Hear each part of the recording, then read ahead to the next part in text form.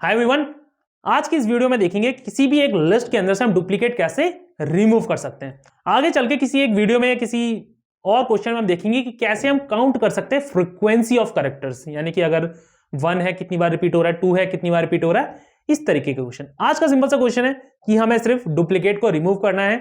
तो अगर जब कभी भी इन फ्यूचर आप कभी कोई प्रोग्राम लिखते हैं और आपके पास ऐसी सिचुएशन आती है कि आपको डुप्लीकेट रिमूव करना है, तो उस टाइम पे आपको सिंपल सी एक चीज याद करनी है, आपके अपने basics.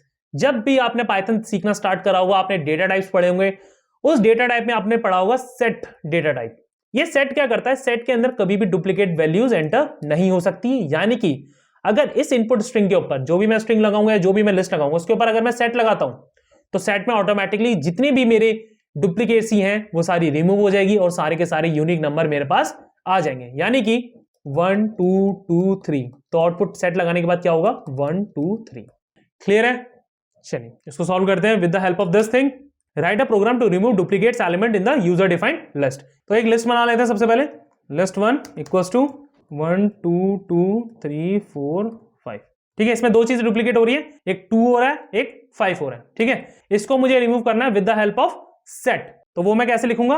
Result equal to set parenthesis list 1 print result. तो देखो हमारा क्वेश्चन हो गया तुरंत सॉल्व।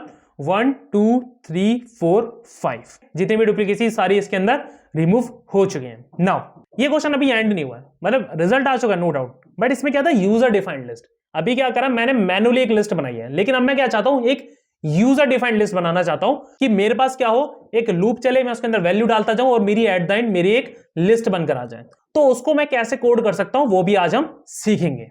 मैं यहां पे लिखता हूं how to create user defined list. तो ये हम सीख लेते हैं आज कि how to create user defined list. तो इसमें हम देखते हैं कि हम अपनी कैसे खुद की लिस्ट बना सकते हैं। तो उसके लिए सबसे पहले आपको एक दो चीजें की रिक्वायरमेंट है। एक, कितने नंबर ऑफ एलिमेंट आपको जोड़ने, दूसरा उसके अंदर एलिमेंट्स में क्या वैल्यू डालनी है। सपोज मैं 5 लेंथ की एक लिस्ट बनाना चाहता हूं और उस 5 में कौन कौन से नंबर ऐड करना चाहता हूं, ये मेरी रिक्वायरमेंट है। तो इस हिसाब से हम किस कोड को लिखेंगे? सबसे पहले मैं सिंपल सा एक वेरिएबल बनाता हूं, list 1 equals to int input enter the length of your list, यानी 5 नंबर 6 नंबर 10 नंबर। उसके बाद लूप बनाऊंगा मैं, for I in range list 1, यानी कि सपोज मैंने 5 डाला तो ये 5 तक लूप चलेगा मेरा।